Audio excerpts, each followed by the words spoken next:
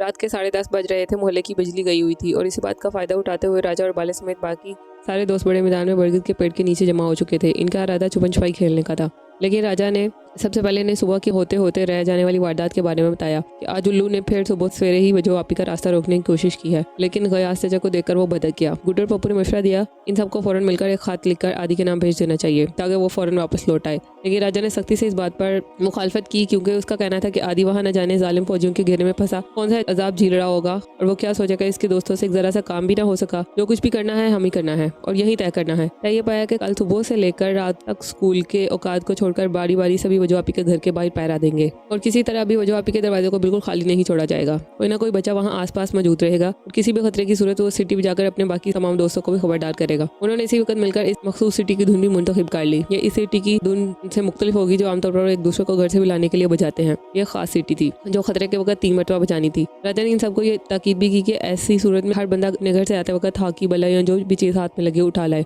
क्योंकि इस वक्त कुछ भी हो सकता है। उन्होंने मिलकर बाले को भी समझाने की कोशिश की कि चूंकि इस वारदात में बराह रास्त उसका बड़ा भाई मुलव्वस है, इसलिए बेहतर यही होगा कि बाला इस झगड़े से दूर ही रहे। बाले ने जोर से नफी में सर हिलाया, बल्कि वो तो इन सबसे बाकायदा रूठ ही गया। बाले की आंखें ये बताते हुए भीग गईं कि इससे आज तक इसके घर में कभी किसी ने सीधे मुंह बात नहीं की। जितना प्यार उसे आदि और इन सब दोस्तों से मिला है इसका तो उसने कभी तसव्वुर भी नहीं किया होगा। अब इन सब मुश्किल मराहल में उनका साथ छोड़कर घर में कैसे छुपा बैठा रहेगा। इसने साफ कह दिया कि वो अपने बड़े भाई की हरकतों से अच्छी तरह वाकिफ है, बल्कि इसके तमाम घर वाले भी शदीद नाला हैं। उल्लू की हरकतों की वजह से इसे कई बार घर से निकाल चुके हैं। इस बार तो उल्लू के अब्बा ने आखिर उल्लू को वार्निंग भी दे दी कि वो अपनी हरकतों से बाज आ जाए, वरना उसे हमेशा के लिए घर बदर कर दिया जाएगा। आखिरकार उनको बाले से माफी मांगनी पड़ी, उसे मनाना पड़ा, क्योंकि वो सब जानते थे कि बाला अपनी जिद पर कितना पक्का है। लिहाजा तय हो गया कि वजो आपी को किसी भी खतरे की सूरत सारे के सारे मिलकर इनसे लड़ेंगे। अगले 2 दिन तक वो सब मुकम्मल पहरा देते रहे, लेकिन कोई नाखुशगवार वाकया पेश नहीं आया। बाले ने बताया कि पिछले 2 दिन से उल्लू घर भी नहीं आया। ये उसके घर वालों के लिए मामूल की बात थी। वो इसी तरह काम के बहाने कई दिन घर से गायब रहता था, लेकिन तीसरे दिन वो अनहोनी होकर रही,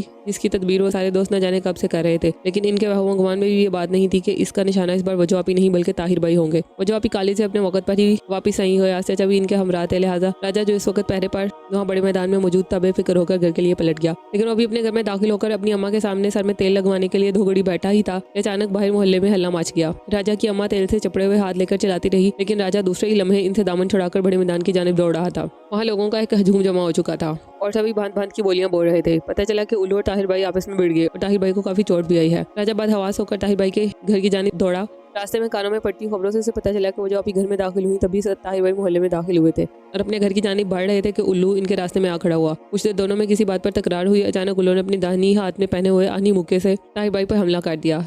ताहिर भाई ने झुकाई देकर अपना चेहरा तो इसकी आहनी मुक्के की तरफ से बचा लिया, लेकिन उल्लू का तिरछा वार सीधा इनके सर पर जा लगा और अगले ही लम्हे खून का फवारा इनके सर से उबलकर साथ वाली दीवार को रंगीन कर गया। ताहिर भाई का अपने तहफ़्फ़ुज़ में उठा हाथ कुछ इस तरह से उल्लू के चेहरे पर पड़ा कि उल्लू की भी नसीर फूट गई। इसके बाद दोनों गुत्थम गुत्था हो गए, लेकिन इतनी ही देर में आसपास से गुजरे मोहल्लेदार लपक कर दोनों की जाने भागे और इन्हें अलहदा करने में कामयाब तो हो गई, लेकिन तब तक दोनों ही के कपड़े खून से तरबतर हो चुके थे। उल्लू तो दूसरे ही लम्हे वहाँ से कहीं चिंपत हो गया और ताहिर भाई को लोगों ने उनके घर तक पहुंचा दिया। मोहल्ले के लोग सरगोशे में एक दूसरे से ये भी कह रहे थे कि लड़ाई शुरू होने से पहले किसी ने उल्लू के मुंह से वजो आपी का नाम भी सुना था। सभी परेशान थे, खुदा जाने क्या माजरा है, लेकिन राजा अच्छी तरह जानता था कि झगड़े की असल वजह क्या है। राजा जब ताहिर भाई के शहर में दाखिल हुआ तो इस वक्त ताहिर भाई के अब्बा और अम्मा इनके सर पर मरहम लगाकर इस पर पट्टी वगैरह बांध चुके थे और ताहिर भाई सहन में ही बड़ी कुर्सी पर बैठे अपनी अम्मा को तसल्ली दे रहे थे कि सिर्फ सर की जिल्लत फटी है, इसलिए इतना घबराने की जरूरत नहीं। आखिर वो खुद भी डॉक्टर हैं, अपने जख्म के बारे में जानते हैं। कुछ ही देर में गयास चाचा और मोहल्ले के देगर लोग भी ताहिर भाई के घर पहुंच गए। गयास चाचा की वजह से मोहल्ले वालों ने खुलकर ताहिर भाई से कोई झगड़े की असल वजह नहीं पूछी, लेकिन खुद गयास चाचा भी कुछ उलझे से नजर आए थे। ताहिर भाई ने सभी को ये बताया कि गालबन उल्लू को उनके बारे में कोई गलत फहमी हो गई है, लिहाजा इसने इनका जवाब सुने बगैर ही इन पर हमला कर दिया। इन्हें खुद नहीं पता कि उल्लू के जहन में क्या खनास समाया हुआ था,